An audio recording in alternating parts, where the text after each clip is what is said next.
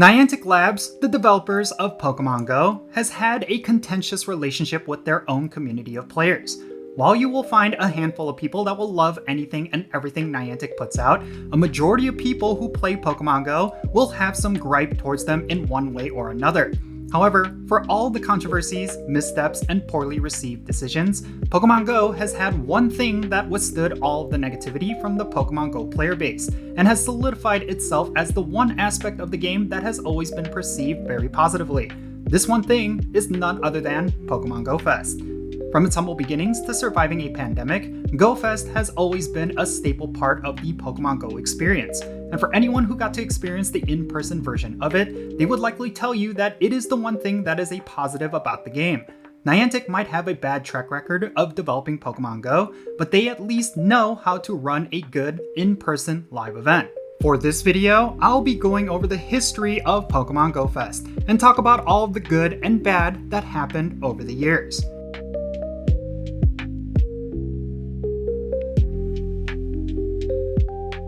Right, so what is Pokémon GO Fest? Well, to put it plainly, it is a recurring event that celebrates Pokémon GO. Much like BlizzCon for Blizzard Entertainment or Worlds for League of Legends, Pokémon GO Fest is the big event every year where players around the world congregate to show their love for the game. As of the recording of this video, we've had 18 Pokémon GO Fest events across several cities over 8 years. We have 2 more GO Fest events happening this year, with one in New York City and then a global event just a week after. With those 2 events, that brings the total to 20 GO Fests that we've ever had. The first ever Pokémon GO Fest happened on July 22nd, 2017 in Chicago, Illinois. This was an ambitious endeavor. Niantic wanted to create a live in-person event experience for Pokémon GO, which was a game that was exploding in popularity at the time. Since Pokémon GO was a cultural phenomenon, it made sense to cash in on the hype with a landmark event.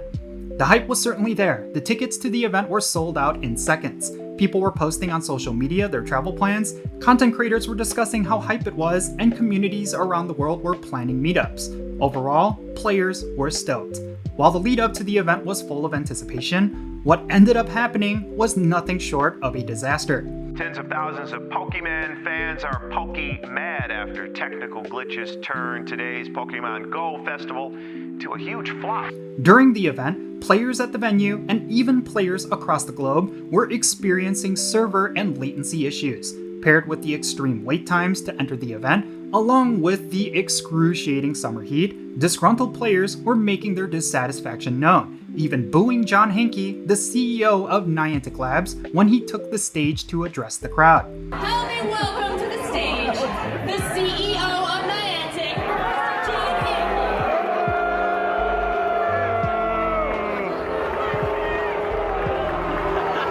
After the event ended, Niantic were quick to acknowledge the problems and tried to make good for all attendees. They gave everyone $100 USD worth of Pokecoins, as well as a free Lugia. Some players in the community were happy with this resolution, while others complained that it still did not make up for the exorbitant cost of travel and hotel. This ultimately led to a class action lawsuit, where Niantic had to pay out $1,575,000 to attendees for their flights, hotel, car rentals, parking fees, tolls, etc. This also led to Niantic having an extremely negative reputation, especially in regards to their competency. This reputation persists to this day. Many expected them to never attempt a Pokémon GO Fest ever again, but Niantic had other plans. On May 7, 2018, Niantic made the bold announcement that they would be holding another Pokémon GO Fest that year. Considering how disastrous the first GO Fest was, Niantic was hoping for a redemption arc. They once again acknowledged the issues that plagued GO Fest the previous year and vowed to learn from their mistakes and provide the true live in-person experience that they initially promised. Pokémon GO Fest would once again be in Chicago, Illinois, but instead of being held at Grant Park, this time the event would be at the much larger Lincoln Park just a few miles north. They also had an open venue where the park would not be fenced off and there wouldn't be specific entry points. This would immediately resolve the issue of long wait times and lines for entering the venue. However, there was still the concern of cell service and connectivity. Niantic would address the issue by filling the entire park with cell towers and mobile Wi-Fi hotspots. Several of their development team, including Michael Staranka, who at the time was a senior developer but is now the director of Pokémon GO, all traveled to Chicago a couple weeks earlier to test the game connectivity at the venue. Before Go Fest, Niantic actually hosted Squirtle Community Day at Lincoln Park, and they asked the local Pokemon Go communities to bring out as many players as possible. With several hundred trainers packing into the park, the Niantic developers were able to determine hotspots for activity as well as test out cell tower locations.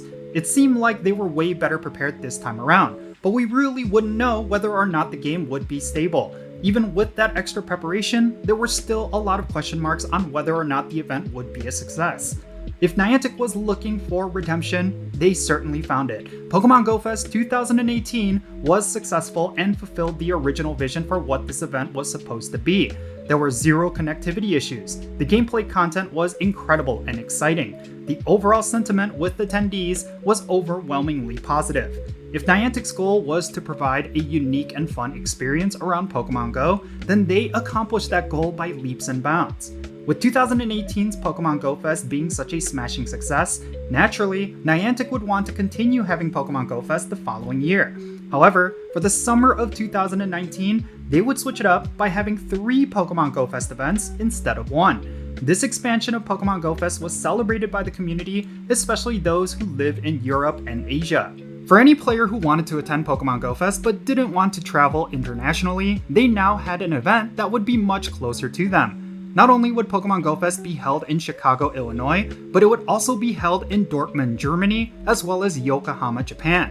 This would become the new precedent for Pokémon GO Fest. Rather than holding this landmark event in one city in one region, they would now have the event in 3 cities in 3 corners of the world. This expansion would prove to be a successful model, as all 3 events went well with very little issues. Players were overall happy with how Niantic handled Pokémon GO Fest in this particular year, and the doors were now wide open for Niantic to continue doing them. However, the year 2020 would roll around and present itself with a very particular challenge: the COVID-19 pandemic. With lockdown mandates being installed all around the world, Niantic needed to adapt. It was not feasible to hold live in-person events during this particular year, so many players presumed it would be cancelled entirely. Well, Niantic had other plans. Rather than withholding the event due to lockdown, they completely changed the event format to be a more virtual experience. Pokémon GO Fest would no longer be held in a specific city, and anyone could purchase a ticket to the event and enjoy it from home. Rather than habitats being in specific locations, they would be rotated by the hour. Everything from the special research to raids could be done remotely. If players were not able to go out due to quarantine, they could still get a relatively full Pokémon GO Fest experience. This new event format for GO Fest would eventually prove to be successful, and it ended up being Niantic's highest revenue event up to that point. This would ultimately lead to a new precedent for Pokémon GO Fest. Now, there would be a global component to every subsequent GO Fest, as it would be a huge source of revenue. Now, ironically, this event would be marred by technical issues, even though it was not being held in a specific location. For players during the event, they would be met with connectivity issues, and the game itself had a hard time being stable. Niantic would try to fix these issues in real time, but they eventually ended up giving all ticket holders makeup events. But in spite of all this, Pokemon Go players felt overly positive towards this event. The content was really good, and the fully virtual format was incredibly popular. This event was also the debut of Shadow Mewtwo, which would go on to be one of the strongest Pokemon in the game. The nice thing was that it was a reward for completing a special research. This means as long as you purchased a ticket, you would be able to receive one, and because it was a research reward, that means it would have a much higher IV floor. The chances of you getting a perfect IV Shadow Mewtwo were the highest it would ever be. Now, moving into the year 2021, the pandemic was, of course, still ongoing. So Niantic kept the all-virtual format from the previous year. However, this year's Pokémon GO Fest would do something really unique, and it certainly drew a lot of excitement from the Pokémon Go community. For the first time ever, every single legendary Pokémon that was released up to that point would be in 5-star raids. Even though the event was completely virtual, it would end up becoming a raiding-heavy event.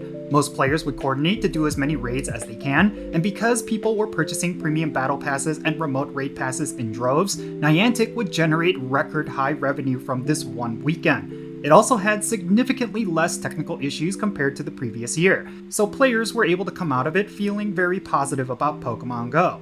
Also, this would be the one and only year where Niantic had what they called Legendary Night, where they would erect a 50-foot tall egg in the middle of the city and would have a unique raiding experience. For a very select few players in Chicago, they would be able to go to a closed-off section of Millennium Park and be able to participate. I was fortunately one of those few players, and I have to say it was probably one of the coolest things Niantic ever did. The egg would essentially be a physical version of the raid eggs you see in-game, and the visuals and sound would match up exactly with what you would see on screen.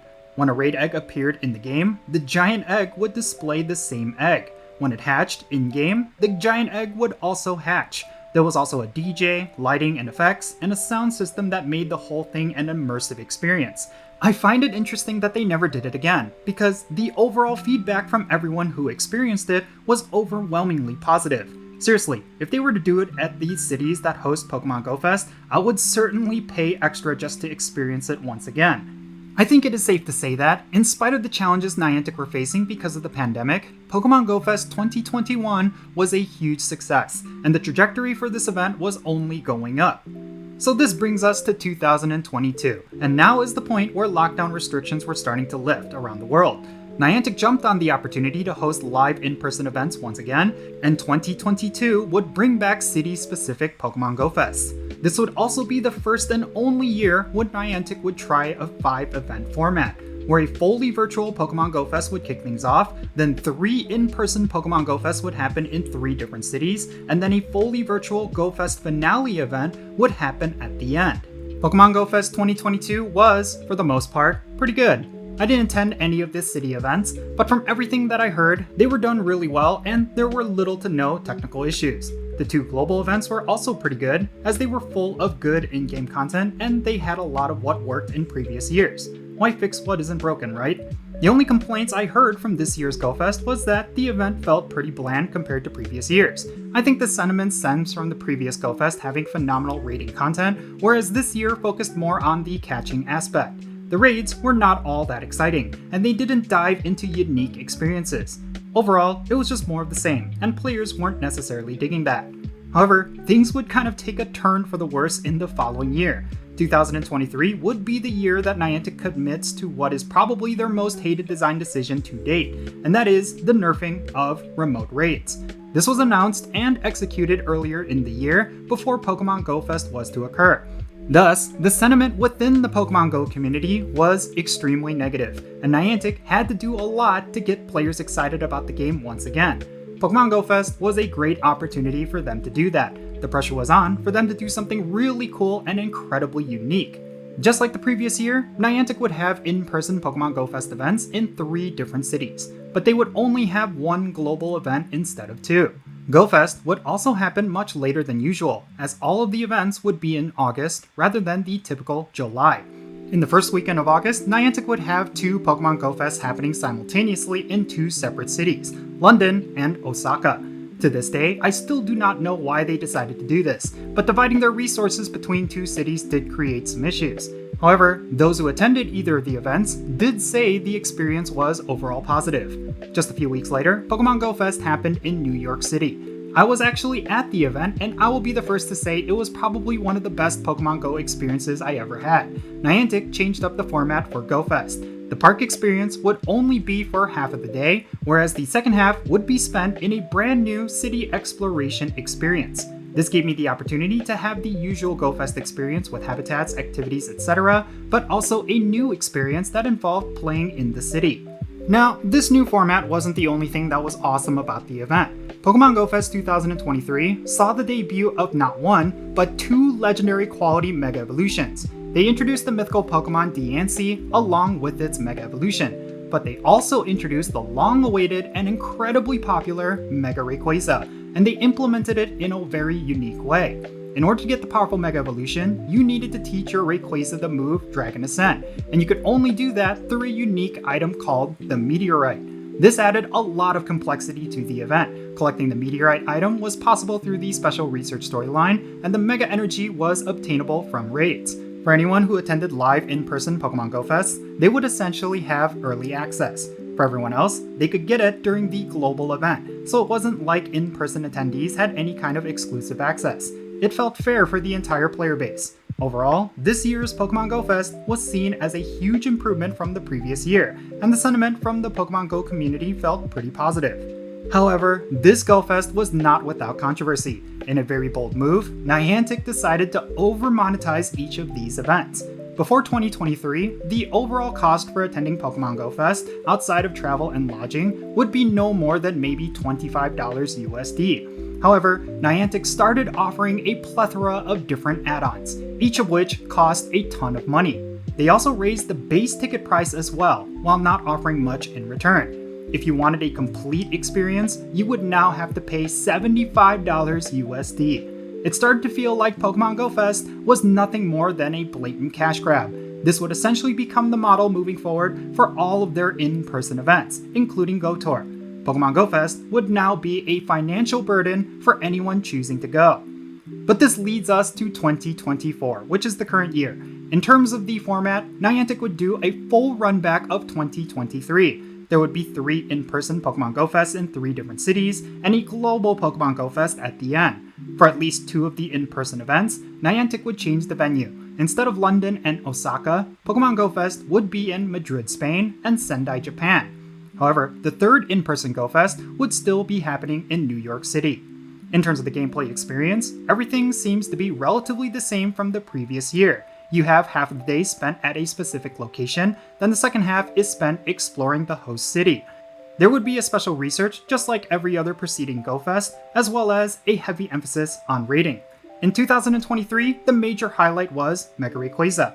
However, for 2024, Niantic put Necrozma in the spotlight along with its 2 fusion forms, Dawnwing and Duskmane. Speaking of which, Pokémon GO Fest 2024 would see the debut of a brand new mechanic, Fusions. It would be a new way for you to power up existing Pokemon by combining them with another Pokemon in your collection. Currently, this only works for Necrozma. You can fuse it using fusion energy with either Solgaleo or Lunala to obtain a much more powerful version of Necrozma. A lot of players were certainly hyped by this new mechanic. This would be one of the few Pokemon GO Fests that would actually have major gameplay implications. Thus, the pressure to get yourself a high IV Necrozma is certainly there, especially for anyone attending the event. Of course, the one thing going against Pokémon GO Fest in 2024 is the same thing that was the problem in 2023, the cost. While Niantic carried over a lot of the aspects of Pokémon GO Fest 2023 that was received positively, they also carried over the one thing that was perceived very negatively, which is unfortunate. However, I still do not think it completely deflates from the excitement and positive experiences from attending a Pokémon GO Fest event. For anyone who attends one of the in-person city events, the reception is almost always very positive. As Pokémon GO Fest has evolved over the years, it is safe to say that Niantic has approached a point where the event is in a Goldilocks state. The current format really works, and the experiences match the hype that surrounds it. While GO Fest has seen many ups and downs over the years, the overall trajectory seems to be moving in a positive direction. I'm really excited to see where things go in the future.